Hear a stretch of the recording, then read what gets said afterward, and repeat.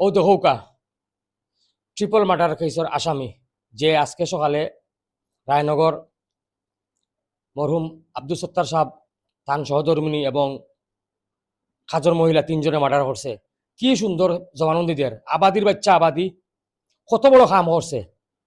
শুয়োর বাচ্চা তোর তোর খাম সাহর বেটির লগে তোর সম্পর্ক, কুত্তার বাচ্চা সাহর বেটির লগে সম্পর্ক, সাহর বেটি তোর লগে যেসা ব্যাংক করুক তুই যেসা ব্যাংক কর এল্লা গিয়া তুই হগুরে হগুরে মারলে হরে বেঠিরে মারিলে বেঠারে মারিলে আবাদির বাচ্চা না আবাদিন ওটা সুতমারানি ফেল তোরে সিলেট থাকি বিদায় করা দরকার। সুতমারানি ফের আবাদিন তোরে সিলেটবাসী সব একো ইয়া ওটা আবাদির বাচ্চান তোরে সিলেট থেকে বিদায় করো। শুয়োর বাচ্চান আবাদির আবাদিনতে আইয়া আমরার মানুষরে মারবো, আবার ফেসবুকে আইয়া আবাদির বাচ্চানতে আইয়া লম্বা লম্বা মাতবো সিলেটি মানুষ হলা শুয়োর বাচ্চাই ওতারে সিলেট থেকে বার করার ব্যবস্থা করুকা।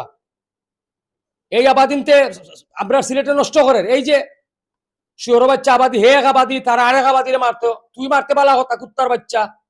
তুইও দুইজন নিরীহ মানুষের তুই গেলে কি মারিয়া বিচারার 4টা বাচ্চা প্রবাসও থাকে 4টার মাঝে একটা ফুয়ায় যেটা তুমি মা বাপরে কলিমা শুনাইতে পারছে না।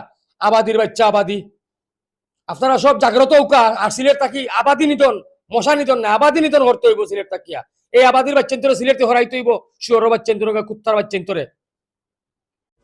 কোন মনে থাক আচ্ছা এই জন্য প্রিয়া না এই বল উনি আমাদের সাথে প্রথম দারে মারছো ওই মেয়েটাকে মারছি স্যার। হ্যাঁ পরে পরে ওই চাচিরে মারছি, বাদে পরে চাচি বাদে এরপরে চাচারে মারছি। এরপরে চাচা চাচার কোন রুম মারছো? ওই যে রুমে আছে ড্রয়িং রুম মনে করে এটা। Drawing room. হ্যাঁ ড্রয়িং রুম মনে হয় কইছে। আর আর এই দুটো কই মারছো? এটা ওই ওই যে একটা কর্নারের রুম ছিল ওইখানে। কর্নার রুমে ওই দুজনকে মারছো? ওইখান থেকে ওই মেইন রোডের সামনে থেকে পুস্তা হয়ে যায় এখানে আমাদের চাচার মেরে দিছো? ওইখানে গেছি ওরা মেয়েরা দুইজন।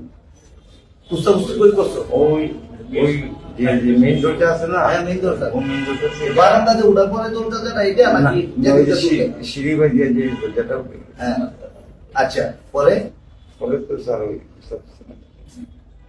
মারে বলেছো মারে এরপরে তুই বাইরে এসেছিস কোন দিকে? বাইরে এসেছিস কোন ওই যে দিকে? আপনি বললেন ওই দিকে বাড়ি কোন দিক দিয়ে?